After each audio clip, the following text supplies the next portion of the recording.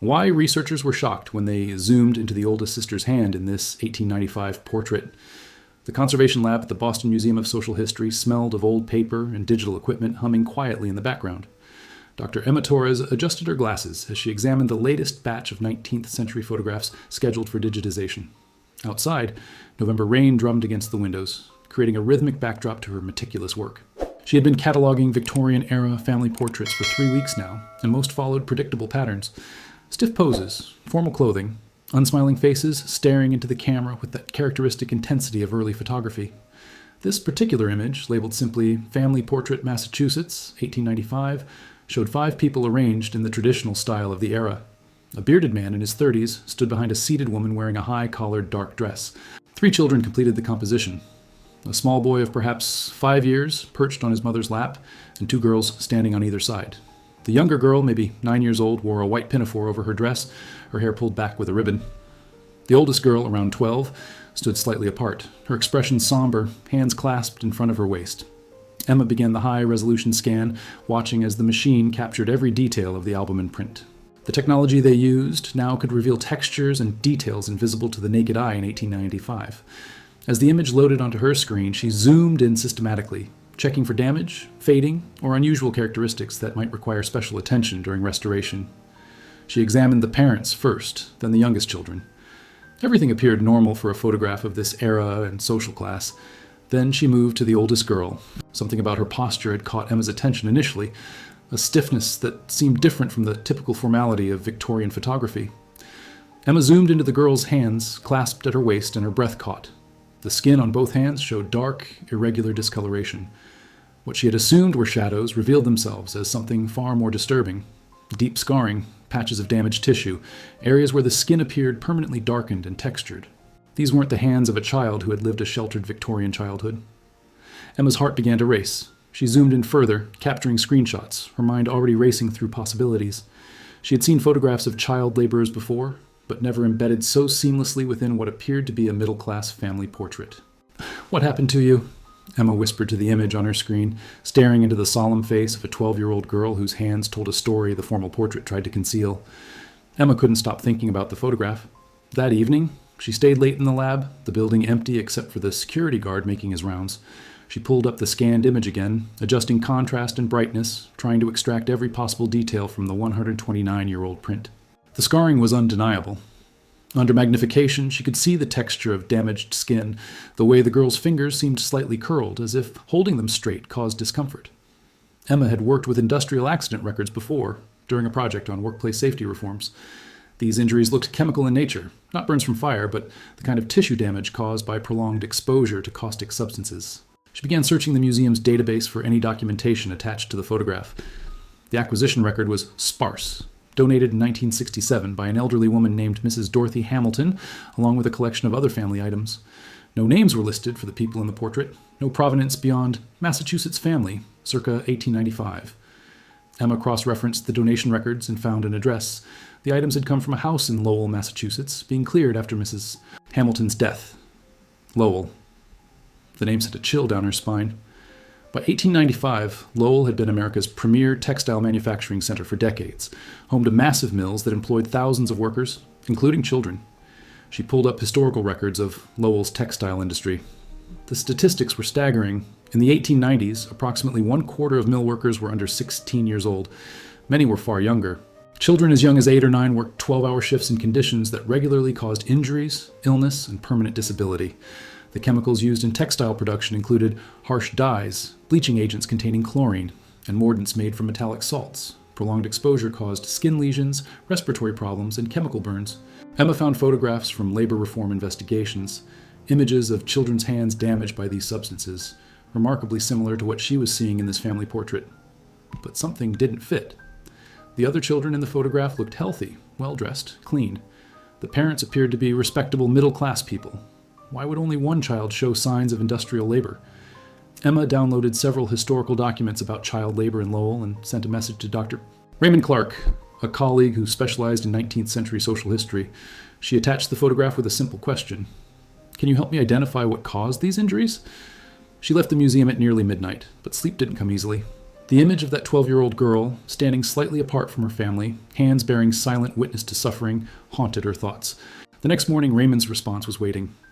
Those look like chemical burns from textile manufacturing. Common in mill children. Where did you find this? Emma stared at his message.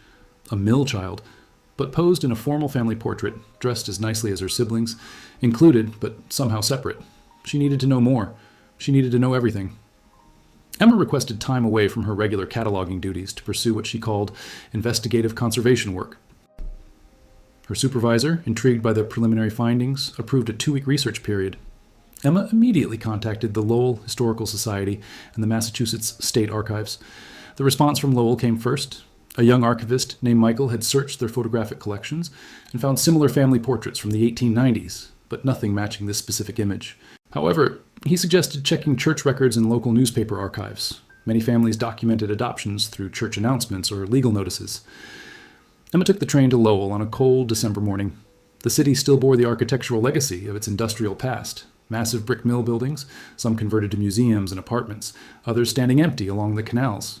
She could almost hear the echoes of machinery, the voices of thousands of workers who had passed through these buildings over generations. The Historical Society occupied a restored mill building. Michael met her in the research room, where he had already pulled several boxes of materials. "I've been thinking about your photograph," he said, spreading documents across the table. "If the family was respectable enough for a formal portrait but had a child working in the mills, there are really only a few scenarios that make sense." "Adoption," Emma said. "Exactly. Plenty of working-class families took in orphans or children from destitute relatives, sometimes out of charity, sometimes because they needed the income the child could earn. It wasn't always exploitative. Many families genuinely cared for these children, but economic reality meant everyone who could work did work." They started with church records from St. Anne's Episcopal Church, the largest in Lowell during the 1890s. Emma's hands trembled slightly as she turned the fragile pages of baptism and adoption records. The handwriting was ornate, sometimes difficult to decipher, but she persisted. After 3 hours, she found something. A notation dated April 1891. Received into the household of Thomas and Elizabeth Whitmore, one female child, age approximately 8 years, formerly of the Boston Orphan Asylum. Child named Catherine, surname unknown, to be raised as member of the family. Catherine. Emma's pulse quickened. The entry continued with a note that the Whitmores had 2 biological children, Anna, age 5, and infant son James. They lived on Merrimack Street, within walking distance of the Appleton Mills. Emma cross-referenced the address with city directories from 1895. Thomas Whitmore, listed as a loom mechanic at Appleton Mills. A skilled position, respectable but not wealthy. Elizabeth Whitmore, no occupation listed, which meant she likely worked at home. "This could be them," Emma murmured, photographing the page with her phone. "The ages match. 2 biological children plus an adopted daughter." Michael leaned over her shoulder. If Thomas worked at the mills, he could have gotten Catherine a position there. It was common practice, parents or guardians vouching for children to get them hired. Emma felt a weight settle in her chest. An 8-year-old orphan, taken in by a family that probably meant well, but who put her to work in conditions that permanently scarred her body. And 4 years later, they had posed together for a family portrait, including her, despite the visible evidence of what her childhood had become. "I need to find employment records," Emma said. "I need to know exactly what happened to her hands." The University of Massachusetts Lowell maintained an extensive archive of textile mill records, including employment ledgers, accident reports, and production documents.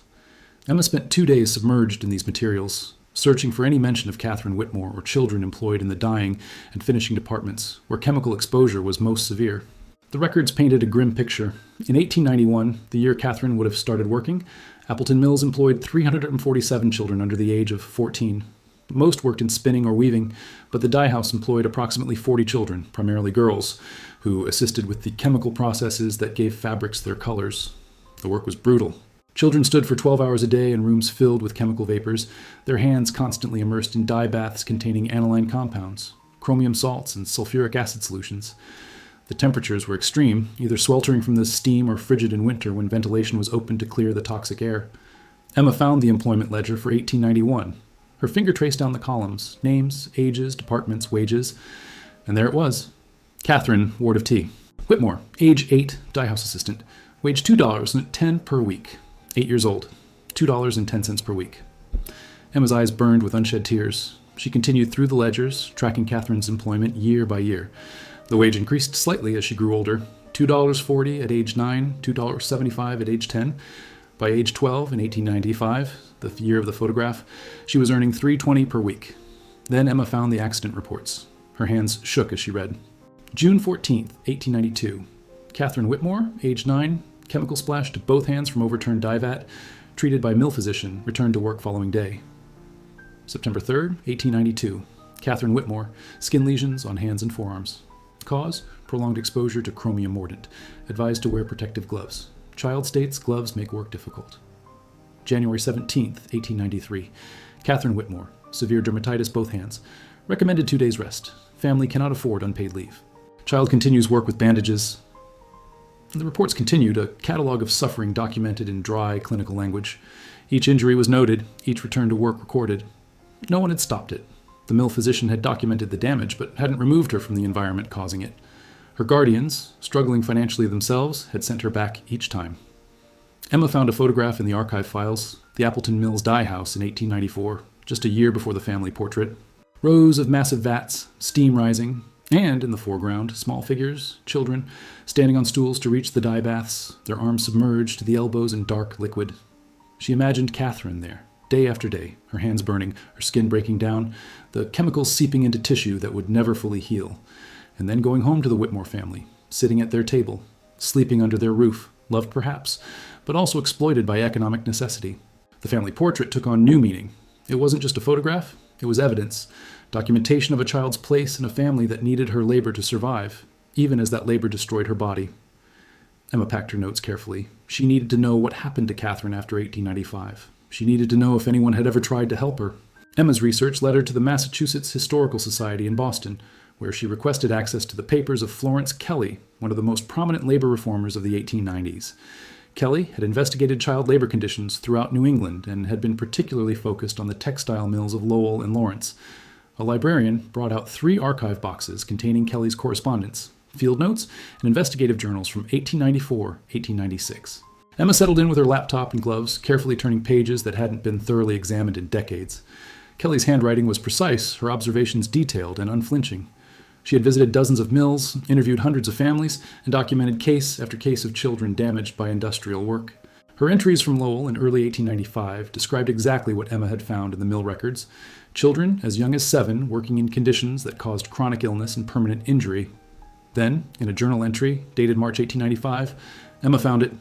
Visited the home of Thomas Whitmore, a mechanic at Appleton Mills. He and his wife Elizabeth have taken in an orphan girl, Catherine, now age 12. The child works in the dye house alongside her guardian. Mrs.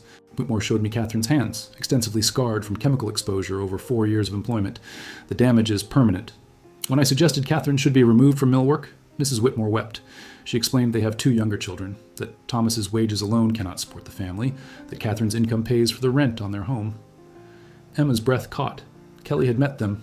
She had seen Catherine's hands, had spoken to Elizabeth Whitmore, had witnessed the impossible choice facing families trapped by poverty.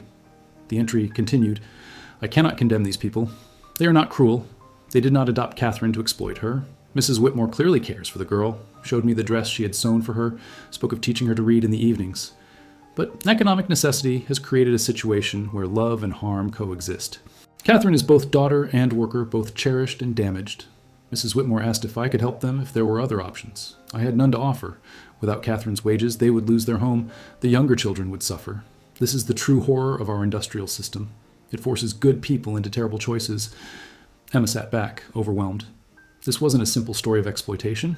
It was far more complex, far more human. The Whitmores had cared for Catherine, had included her in their family portrait, had given her a home when she had none. But they had also, out of necessity, sent her into conditions that caused permanent physical damage. Kelly's next entry, dated 2 weeks later, mentioned that she had arranged for a photographer to document several Lowell families for her reform work. Including the Whitmore family, she wrote. Mrs. Whitmore agreed, hoping that Catherine's visible injuries might help others understand what these children endure. She asked that the photograph be used carefully, that Catherine not be shamed by it. Emma's mind raced.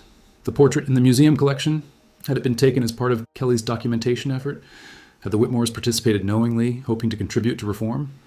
She photographed every page of Kelly's Lowell entries, then requested access to her correspondence files. If Kelly had commissioned the photograph, there might be letters discussing it, perhaps even identifying the photographer. It took another full day of searching, but Emma found it.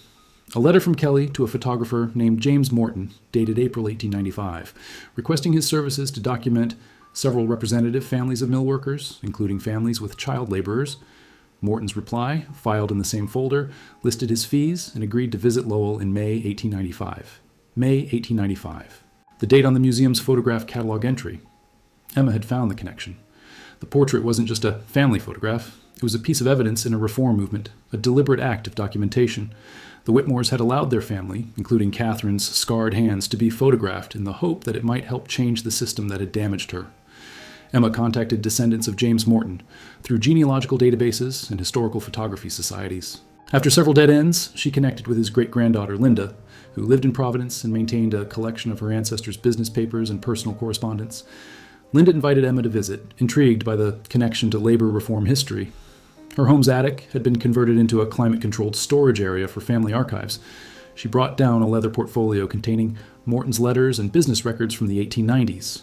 "My great-grandfather was quite progressive for his time," Linda explained, spreading documents across her dining room table. "He believed photography should serve social purposes, not just commemorate the wealthy. He did a lot of work with reformers." Emma carefully examined Morton's appointment book from 1895. On May 18th, he had noted, "Lowell, Whitmore family, Merrimack Street, 2 p.m. Reform documentation per F. Kelly arrangement." Linda produced a folder of correspondence between Morton and Florence Kelly. The letters revealed a working relationship built on shared conviction. Kelly had commissioned Morton multiple times to photograph working conditions and families affected by industrial labor. She valued his ability to capture subjects with dignity while still documenting harsh realities. One letter, dated May 20th, 1895, 2 days after the Whitmore portrait, caught Emma's attention. Morton had written to Kelly, "The Whitmore session was successful but deeply affecting. The family presented themselves with dignity, dressed in their finest. The mother had clearly worked hard to prepare the children. But when I positioned the eldest girl, Catherine, I saw her hands and understood why you had specifically requested this family be included in the documentation. The child attempted to hide her hands at first, folding them in her skirts, but Mrs.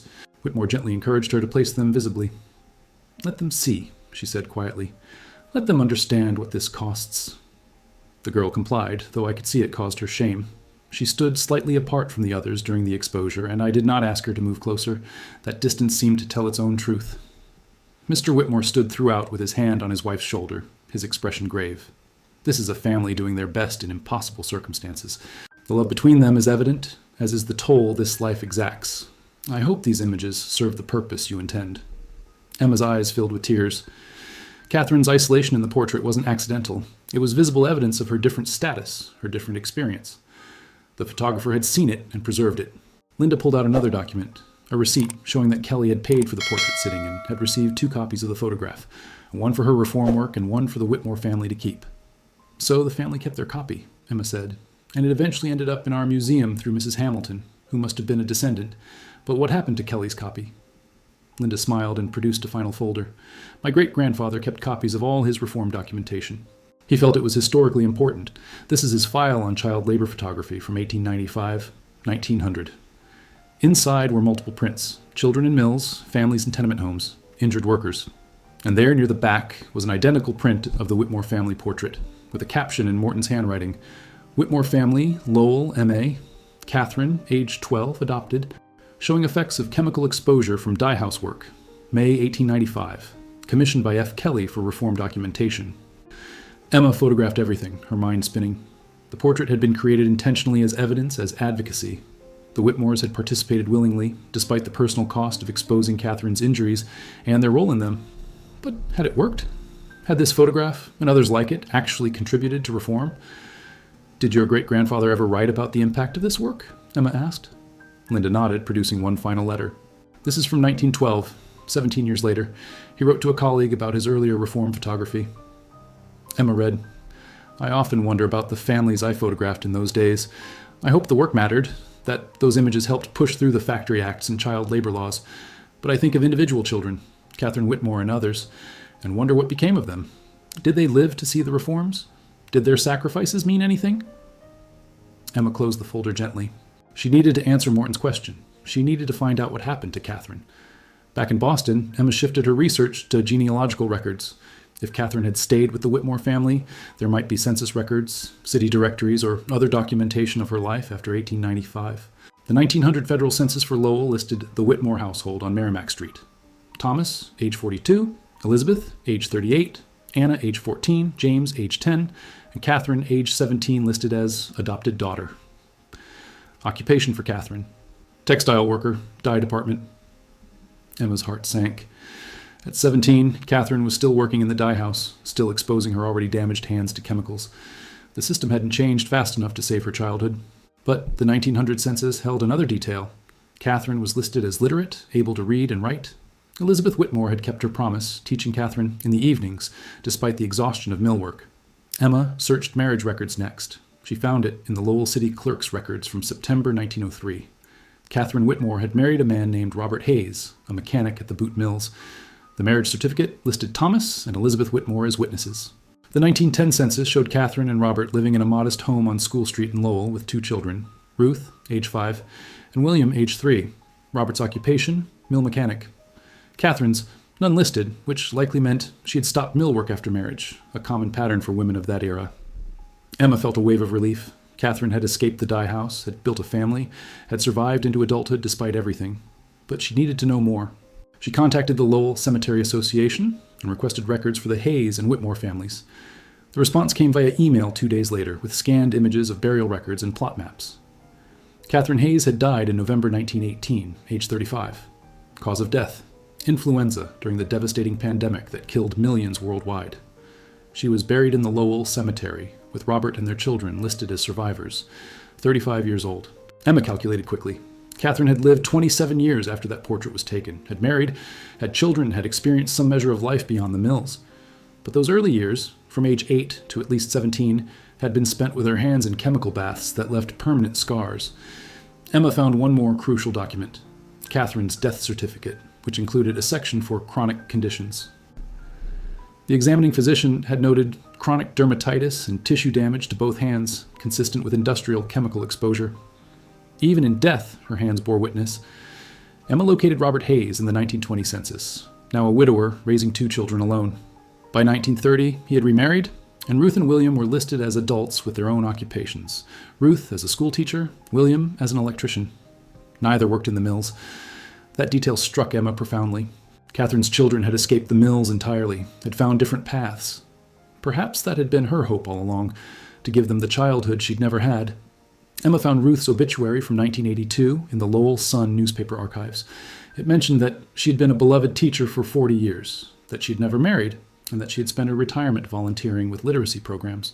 The obituary included a detail that made Emma's breath catch.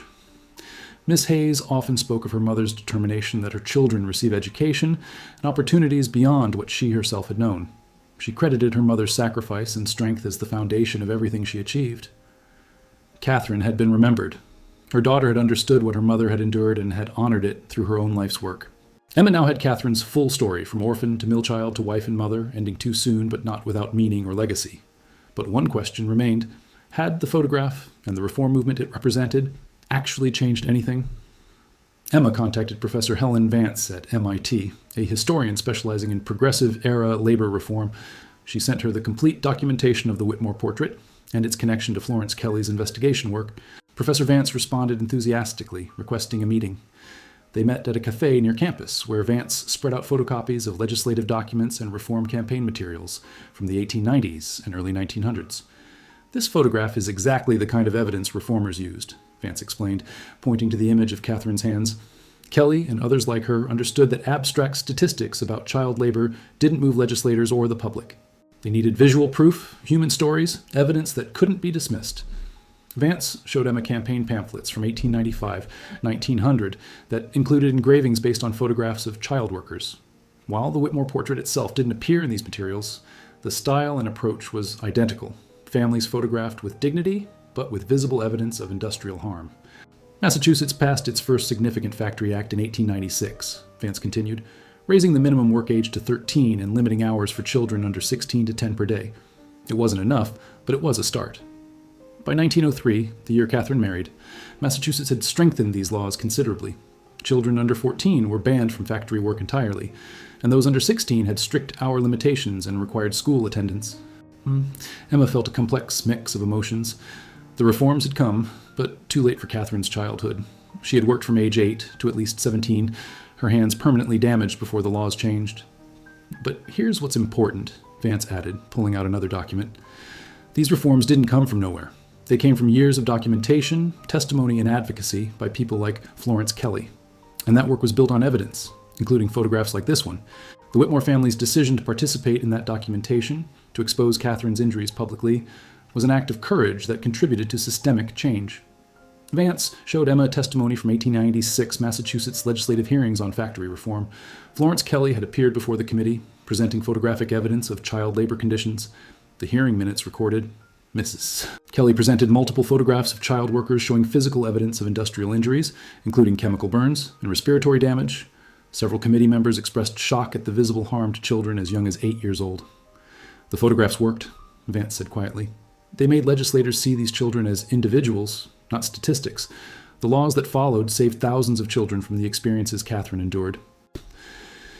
Emma thought of Catherine standing slightly apart in that portrait, her scarred hands visible, her expression somber. She had been 12 years old, already marked by 4 years of labor that shouldn't have happened. But her family's decision to document that reality, painful as it was, had contributed to changes that protected other children. There's something else you should know, Vance said, producing a final document. In 1912, Massachusetts passed one of the nation's first workers' compensation laws. It included provisions for industrial diseases, including chemical exposure injuries. If Catherine had still been working in 1912, she would have been eligible for medical care and compensation for her scarred hands. Too late for her, Emma thought, but not too late for others. The reforms were incremental, Vance acknowledged. They didn't fix everything overnight, but they represented a fundamental shift in how society viewed child labor, from an economic necessity to a moral wrong. Photographs like the Whitmore portrait were part of that shift. Emma gathered her materials, her mind full. The portrait had served its purpose. Catherine's visible suffering, documented with her family's consent, had contributed to a movement that eventually outlawed the conditions that had harmed her. But the cost had been real, permanent, and personal. Catherine had carried those scars for her entire life, dying at 35, with chronic tissue damage still noted on her death certificate. The photograph was both victory and tragedy, evidence that advocacy could work, but also a reminder of what it cost the individuals who became that evidence. Emma tracked down living descendants of the Whitmore family through genealogical databases and historical society connections. She found Margaret Thompson, age 78, living in New Hampshire, the great-granddaughter of Anna Whitmore, Catherine's younger sister. Margaret agreed to meet at her home in Portsmouth. She welcomed Emma into a living room filled with family photographs spanning generations. On one wall hung a framed portrait Emma recognized immediately, Thomas and Elizabeth Whitmore with their 3 children, taken in 1895. This has been in our family since it was taken, Margaret said, touching the frame gently. My grandmother Anna kept it her entire life, and she told me about Catherine when I was young. It was important to her that we remember. Margaret brought out a box of family documents, letters, diaries, photographs. My grandmother spoke about Catherine often. She said Catherine was the kindest person she'd ever known, despite everything she'd endured. Anna felt guilty her whole life that she had been protected from mill work while Catherine had not. Emma examined the materials carefully. There were letters from Anna to Catherine after Catherine's marriage, warm and affectionate, addressing her as my dearest sister. A photograph from 1905 showed both women together with their children, Anna's and Catherine's, all dressed for a summer picnic.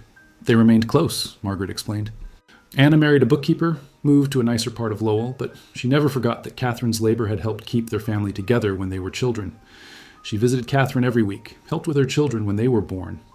After Catherine died in the influenza epidemic, Anna helped Robert raise Ruth and William. Margaret pulled out a diary from 1920, Anna's, written after Catherine's death. Emma read entries that spoke of grief and memory. I think of Catherine's hands, always. Even when we were children, before I understood what those scars meant, I knew she carried something heavy. Mother used to cry at night. Father would sit silent, and Catherine would simply go to work each morning. She never complained, never made us feel guilty, though we should have felt guilty. She gave her childhood so we could keep ours. I try to honor that by caring for her children now, by making sure Ruth and William have what she wanted them to have: education, choices, freedom from the mills. Emma's vision blurred with tears. The family had understood. They had known the price Catherine paid, and they had tried to make it mean something. Margaret showed Emma photographs of Ruth Hayes, Catherine's daughter, at her teaching certificate graduation in 1928, at school events, receiving awards for her literacy work. Ruth never forgot what her mother sacrificed. She spent her life teaching children to read because her mother had learned to read by candlelight after 12-hour shifts in the dye house. And the photograph? Emma asked, gesturing to the portrait on the wall. Did Anna ever talk about why it was taken? Margaret nodded. My grandmother said it was the hardest day of her life as a child. The photographer had come because of a lady, she didn't remember the name, but it must have been Florence Kelly, who wanted to document families affected by mill work. Anna said her mother spent days preparing, sewing new dresses, making sure everyone looked their best. But when it came time to take the picture, Catherine had to show her hands. Anna said Catherine stood apart because she was ashamed, but their mother had told her gently that her hands told an important truth, that other children might be helped if people could see what had happened to her. Emma absorbed this, the multi-generational weight of memory and meaning. Do you know what happened to Thomas and Elizabeth Whitmore? Margaret consulted her notes.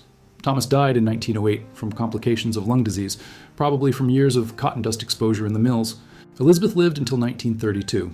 According to family stories, she never forgave herself for putting Catherine to work in the dye house, even though there had been no other choice. After Thomas died, Elizabeth took in sewing and laundry rather than let Anna's daughters work in mills. She was determined that no more children in her family would suffer what Catherine had. The generational change was clear. Catherine's sacrifice had ensured that her siblings and their children escaped the mills. The pattern of child labor had been broken, partly by law and partly by family determination. I wanted you to know, Margaret said quietly, that Catherine wasn't just a victim in a reform photograph. She was a real person, loved and remembered. Her great-grandchildren, my cousins, are teachers, nurses, engineers. None of us have ever worked in mills. That's Catherine's legacy as much as any law that was passed. Emma understood. The photograph documented suffering, yes, but it also documented love, family survival, and generational change. Catherine's story wasn't just about what was done to her, but about what she made possible for those who came after. 3 months after Emma's initial discovery, the Boston Museum of Social History opened a special exhibition, Hidden in Plain Sight: Child Labor and Reform in Industrial America. The centerpiece was the Whitmore family portrait, displayed at eye level with extensive contextual information. Emma had worked with museum educators, historians, and descendants to create an exhibit that honored Catherine's story while explaining its broader historical significance. The wall text began, in 1895, the Whitmore family of Lowell, Massachusetts, participated in a photograph commissioned by labor reformer Florence Kelly.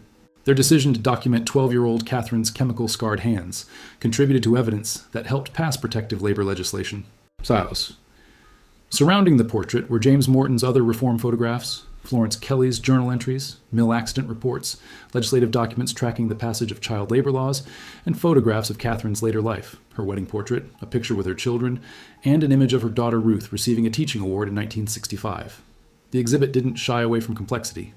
One panel explained, the Whitmore family's story challenges simple narratives about child labor.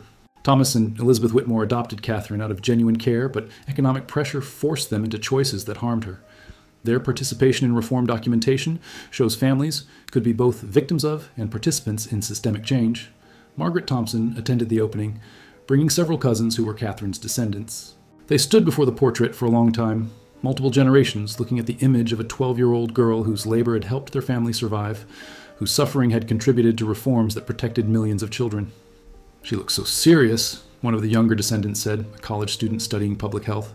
She had reason to be, Margaret replied quietly, but she also had courage, standing there, showing what had been done to her hands, that took courage. Professor Vance gave a gallery talk that afternoon to a crowd of museum visitors, students, and labor historians. She used the Whitmore portrait to explain how progressive-era reform worked. Social change requires both systemic analysis and human stories. Statistics about child labor were important, but photographs like this one made the abstract concrete. They forced people to see individual children, to understand that these were someone's daughters and sons whose bodies were being damaged for profit.